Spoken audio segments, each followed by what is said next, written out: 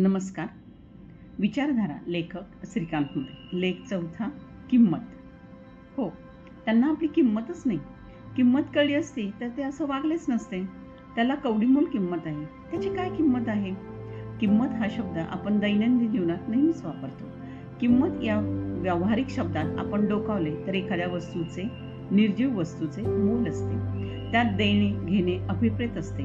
प्राचीन काळी मानवी संस्कृतीत वस्तूंचा देणे घेणे, व्यवहार, व्यापार चालत असे. कालांतराने सोने, चांदी, नाणी, गायी, व्यवहार, स्थावर जंगम वस्तू, सजीव, निर्जीव यांचीही गणना व्यापारात सुरू झाली. आधुनिक जगात प्रत्येक देशाचे स्वतंत्र मूल्य असणारे चलन असते. रुपया, डॉलर, येन, पाऊंड अशी व्यवहारात आहेत. किंमत शब्द त्यापेक्षाही वेगळ्या अर्थाने मानवी संस्कृतीत रूढ झाला आहे. भावनिक, सामाजिक, सांस्कृतिक, राजकीय, आध्यात्मिक, आर्थिक सर्व क्षेत्रात किंमत हा शब्द त्या संबंधाने आपण वापरतो. किंमत करू म्हणजे कळेल. यात नेमकं काय अभिप्रेत आहे? काय त्याची किंमत केली? साधी बसायला खुर्ची दिली नाही, चहाही दिला नाही आणि त्यांना मात्र खास खोलीत नेऊन आदर, सत्कार, मान सन्मान केला. यातून आपल्याला कळते की किंमत म्हणजे एखाद्या व्यक्तीला त्याच्या साहित्यिक, सांस्कृतिक, राजकीय, सामाजिक तसेच वय, बुद्धी, कला, कौशल्य अशा अनेक बाबतीत त्या क्षेत्रातील त्याचे स्थान लक्षात घेऊन दिलेला भौतिक, भावनिक आदर, मान सन्मान. बहुतेक वेळा आपण अशाच प्रकारे किंमत बाबत आपल्या दैनंदिन जीवनात सहज बोलतो. आजकाल साधू, संत, महाराज आले की आपण नतमस्तक होतो. आदराने त्यांना स्थान देतो, पूजा अर्चा करतो. गायी, बैलाला व प्राण्यांनाही पूजतो. धर्म, देव, निसर्ग, पूजा या सर्वांना विशेष महत्त्व प्रत्येकजण त्या क्षेत्रात देत असतो.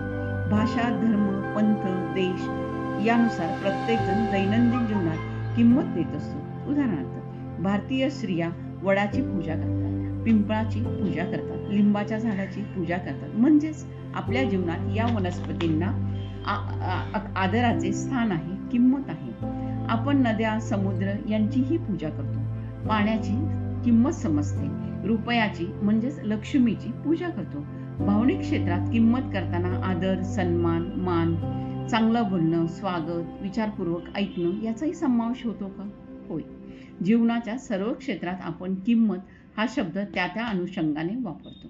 मोठ्या लोकांना किंमत दिलीच पाहिजे असे आपण म्हणतो तेव्हा श्रीमंत, राजे, आमदार, नामदार, वरिष्ठ अधिकारी यांचा या लोकांमध्ये समावेश होतो.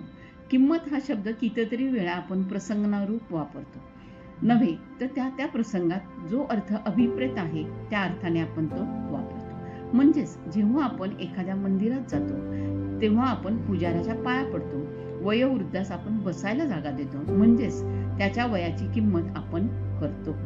होय, या ठिकाणी किंमत हा शब्द येतो तो आदरार्थी आपण वागतो. या संदर्भाने आई समान भगिनींना आपण आईच्या स्थानी मानून त्यांची किंमत करतो.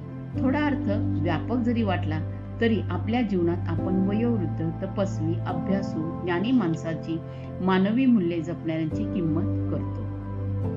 चोर, लुटारू यांची किंमत आपण करीत नाही.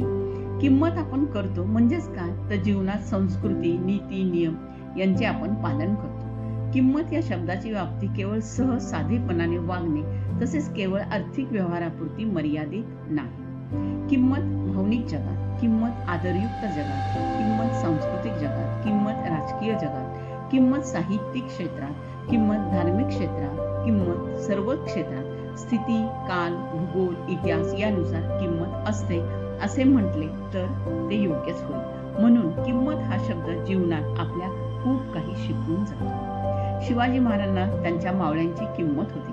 येथे महाराजांच्या मनातले मावळ्यांचे महत्वाचे स्थान असे अनेक अर्थ अभिप्रेत आहेत. यांना मावळ्यांच्या जीवनाचे मोल माहिती होते. त्यांचे कुटुंब, त्यांचे सर्वस्व मावळे होते. म्हणून साधा सोपा वाटणारा हा शब्द जेव्हा एखाद्या थोर पुरुषाच्या मुखातून येतो तर त्याची किंमत काय सांगावी, त्याची थोरवी काय वर्णावी असे म्हटले तर वावगे ठरू नये. स्वामी विवेकानंद जेव्हा शारदा माते पुढे नतमस्तक होत असत तेव्हा त्यांच्या अनुयायांना शारदा मातेची किंमत स्वामींच्या जीवनात काय होती हे कळत असे. युवक हे या देशाची संपत्ती आहेत असे स्वामीजी जेव्हा म्हणतात तेव्हा युवकांची किंमत आपल्याला कळते.